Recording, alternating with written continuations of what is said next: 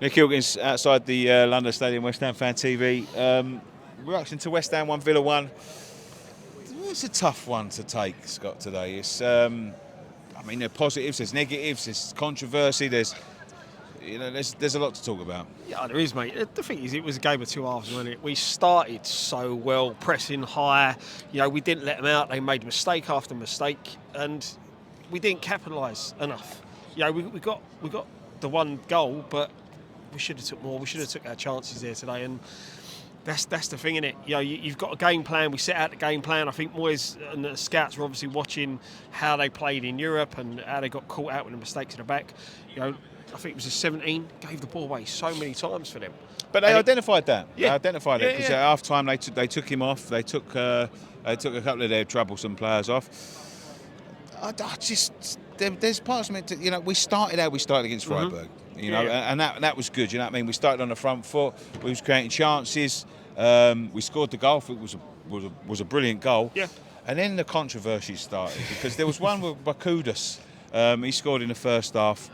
Disallowed. Don't know what he was disallowed for. Still don't know what he was disallowed for. But he blew the whistle before he put it in the back of the net. And then they started to, half time they started to get a foothold of the game. Yeah. I'm going to say this, and I don't want to be too critical because I'm always critical, and as soon as I start being critical, people accuse me of flip-flopping. But I can only go by what I'm looking at there. Yeah. He shit himself by reverting back to old. As soon as Antonio come off, we started going deeper and deeper and deeper, and we allowed him on. I think we were going a bit deeper before Antonio went off, to be honest, mate. And there was times when Moyes was screaming at them to get higher up the pitch. We just, like you said, we reverted to type. We reverted to that more defensive system.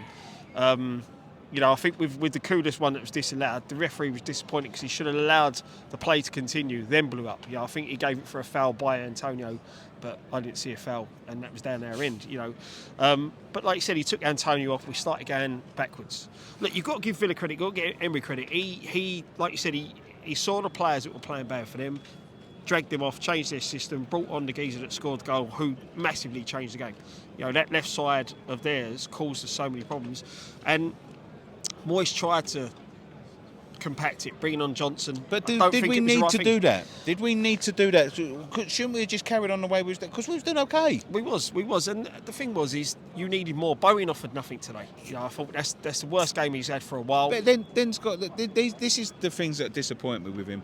Like, there shouldn't be any players there that can't come off. No, and that's the thing. Bowen should have been one that come. Look, Danny Ings the other week come on against Burnley. I know that's only Burnley, right? He played the best game he's had for us. Sheffield United, he done the same thing. He's barely played any minutes in between. He's barely played minutes since. Exactly. I don't understand what the man has to do. Exactly. And that's the thing. You're taking off a striker in Antonio. Okay, he runs the channels probably a bit better. He's more physical. But Ings knows how to play. Ings is a strong. Look, I've said this before. He's not really a lone striker. It's hard for him to do that, and maybe look at that. But to revert of taking off a striker and bringing on a second choice right back to play then right wing, when you've got other players that can do that job. Do you know what I mean? It's a bit silly. It's a bit silly, and that's why we come unstuck. And it weren't Johnson didn't have a bad game. We just come unstuck. I thought, to be fair, apart from sort of the last 20 minutes, 25 minutes, I thought we was in complete control of the game. Yeah, mate. I didn't think Villa played very well. Until the 22 came on. We had the chances. That's the thing. We weren't clinical enough today, and that's the problem, mate. And that's what it is. You called it. We saw it coming. The goal was coming. The equaliser was always coming. They applied the pressure. They got higher up the pitch. They caused our, loads of problems, and we lost the midfield battle. That was the other key thing. First half, we won that midfield. Alvarez was absolutely phenomenal. And second half we lost that battle. It's because we going too deep and letting them play in between the lines, and that's where we always get caught out. Mm-hmm. Yeah. But the biggest disappointing thing, mate, is the controversy. Well, we're going to go on to that. The VAR is going to take all the headlines today. I mean, it was. 3 weeks and we've been done. The Burnley defender. Yep. I still think that's the most blatant handball I've ever seen. Yeah. The one at Freiburg where the geese has got his arm up in the air, he goes over and looks at the screen, doesn't give it. Yeah. And then today, two of them. The Antonio one, still can't see it. But the last one, I don't know what you're supposed to do in them situations. This is what they used to call ball to hand. Yeah, exactly that, mate. Souček's going down. His arms are tucked to his side. What is he meant to do? Do you know what I mean? He's got everything about his body position going down, the way he's going down, is natural. What you're meant to do, and how can they tell it at his hand? You see we saw the replay that they see there. Post is in the way. So is that no different when Bowen against Arsenal? You can't see his legs. Do you know what I mean? You can't see where the ball's going. How can you give a decision if you can't clearly see it hits his hand? Do you know, and that's it. There's no common sense and there's no consistency in it. And that's what I thought the ref up until probably about the 70th minute was having a decent game. Then he completely lost the spot. Completely bottled it. Massively bottled it. He starts to book people left, right, and centre. I mean, we had a couple booked off. He booked both players, which I thought in both instances was the wrong decision. Mm-hmm. Yeah. And then he's decided to give himself a bit of a headache because he's booked Mavropanos for kicking the ball away straight after he blew the whistle and he's already sort of half in a motion to volley it. Yep. He's volleyed it. Look, listen, but then he's giving himself an headache because after that there was two players that did the same thing. Yep. Bailey was one of them, and I forget his name now. I can't pronounce his name, but the 22. 22 who got booked for They both was the booked. incident with Alvarez, weren't it? And that's the problem. Again, it's the consistency. The referee bottled it. That's all it is. Absolutely bottled it. The right decision was to book Alvarez in the 22. The right decision was to book Luiz and Kudus.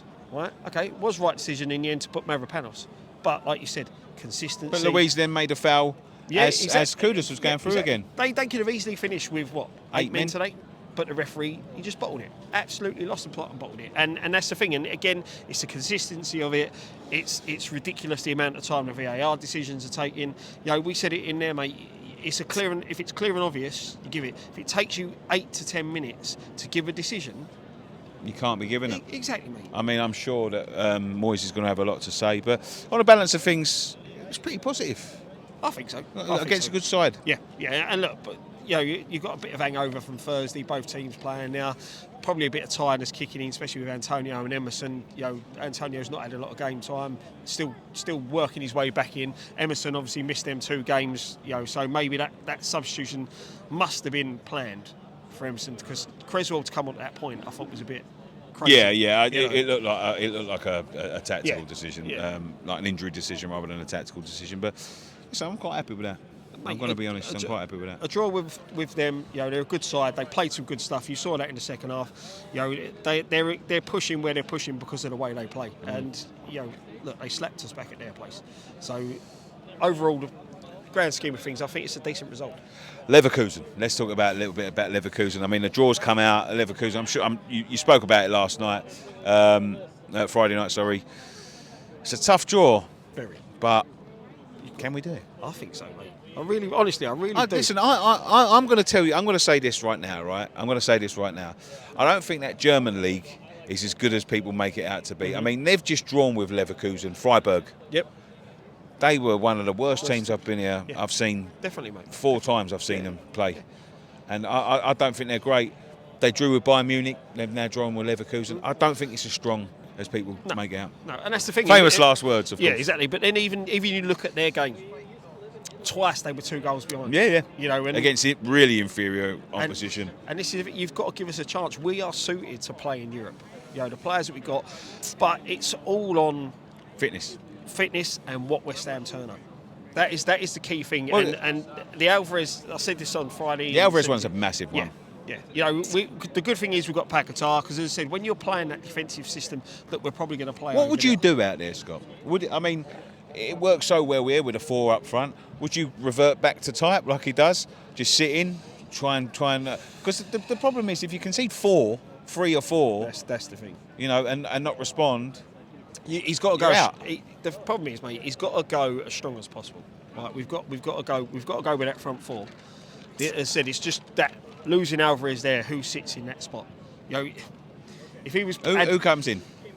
Would you play Paquetá there and put Ings in the Paquetá role? No, I think you've got to be looking at Phillips. Really? It's more of his natural position. What I like at the moment with the way we're setting up with Souček and Alvarez, they're complementing each other in that holding role. Yeah. They're taking turns to play in it. That is a loss. And Phillips coming in, I ain't Phillips' biggest fan, but it's more natural if you're going to set up like that with Souček to have Phillips in there than it is to have a Ward-Prowse. But Ward-Prowse can play it. But I wouldn't look at bringing Ings in for this one. I think it's more the game's suited to Paquetá. Fair play, fair play. Thank you very much for joining us on this edition of West Ham Fan TV's post-match reaction. Who we got next? Newcastle away next week. I'll be up there. To come and see me if you're up there. But yeah, I think a decent day. Apart from the controversies, always going to be about the referees. But in terms of football, we're okay today. Not a bad week. Yeah. Subscribe if you're new. One thing left to say. Come on, you ones.